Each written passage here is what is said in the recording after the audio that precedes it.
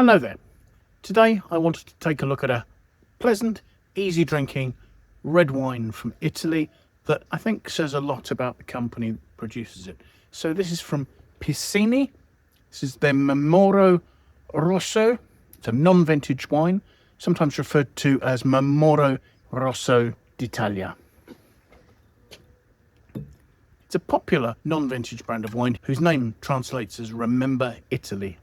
It's because they see it as a tribute to the country's winemaking, because it's a blend of wines from 4 distinct varieties from 4 different wine regions. So we have Primitivo from Puglia, Montepulciano from Abruzzo, Nero d'Avola from Sicily, and Merlot from the Veneto.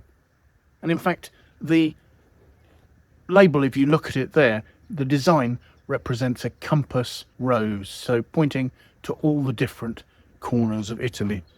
I should say that as well as being non-vintage, the wine is also potentially a multi-vintage blend. So the Piccini family's winemaking history starts in 1882 in Tuscany in the Chianti region in a town called Poggibonsi. And today the company is still family owned, and the 4th and 5th generations of that same family are still involved in the business. It was Angiolo Piccini who in 1882 founded the company, and today it's led by a 4th generation of the family, Mario. And the company's grown to be one of Italy's larger wine producers and certainly has a well-earned reputation for being one of its more dynamic producers. Angelo was the heir to a merchant business in Poggibonsi, and evidently they traded fabrics, instead of which he chose to take the family in a different direction and purchased a 7-hectare vineyard producing Chianti. Angelo was clearly entrepreneurial and seemed to have a gift for making wines people wanted to drink and for marketing and selling them. By the time that he handed over the business to his son in 1925, the company owned 50 hectares of vines. Now, Angelo's son, Mario, then had to steer the company through the Great Depression, through the Second World War, where their winery in Poggibonsi was destroyed by bombing. Mario, however, was prepared to travel widely and started to build an international presence for the brand. In 1963, Mario's son, Angelo, took over, and the company moved its base of operations to Castellina, slightly further north, but still within the Chianti region. Angelo started off a succession of purchases that saw Piccini grow both inside the Chianti region, inside Tuscany, but also outside into the rest of Italy. So in 1995, they purchased 75 hectares of Chianti belonging to Fattoria di Vagliano. In the same year, they purchased 12 hectares of vines in Abruzzo belonging to Via al Cortile. In 2001, they purchased a property in Maremma on the coast called Tenuta Moraia. Then in 2013 and 2016, respectively, they purchased a property in Basilicata for making Aglianico del Vulture called Reggio Cantina. And then in Sicily, on the slopes of Mount Etna, they purchased Torre Mora. Another purchase in 2018 saw them take over Chianti Geografico. Also to be noted, in 2004, they released a brand, Chianti Arancio, with an orange label, which has become very well known internationally. Today, the company exports to about 80 countries worldwide. The family's guiding philosophy is to blend traditional regional approaches with modern, accessible winemaking, allowing them to offer quite a large lineup of wines, from classic single estate wines through to wines such as the entry-level Memoro range. The philosophy for running the vineyards is to use sustainable practices and, wherever possible, organic practices as well. But I don't notice any organic certification or claims as such for this particular wine. So I don't really have a lot to say about the winemaking here, because this is largely a blending exercise of 4 different grape varieties from 4 regions.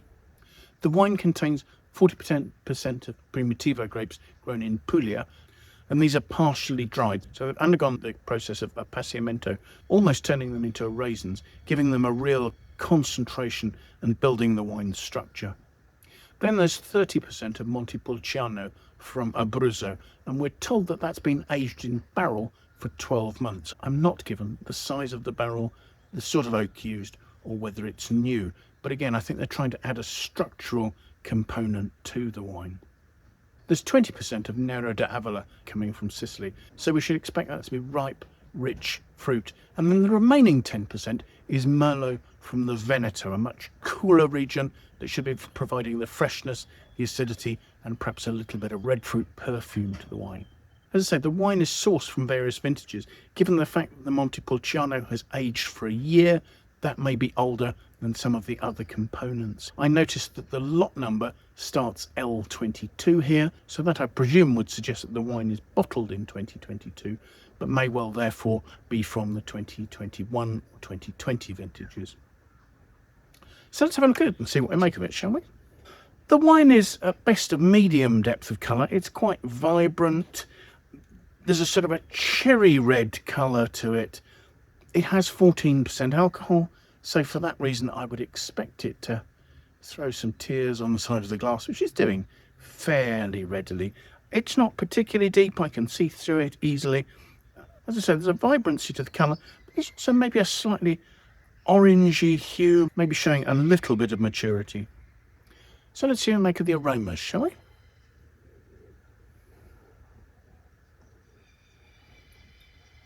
The aromas have quite a lifted, bright, cherry fruit note at first. There's no obvious note of oak.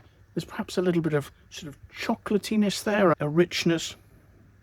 I suppose I'm also getting some sort of raisined hints as well. It's quite rounded, almost hinting at being slightly spirity. So let's for taste.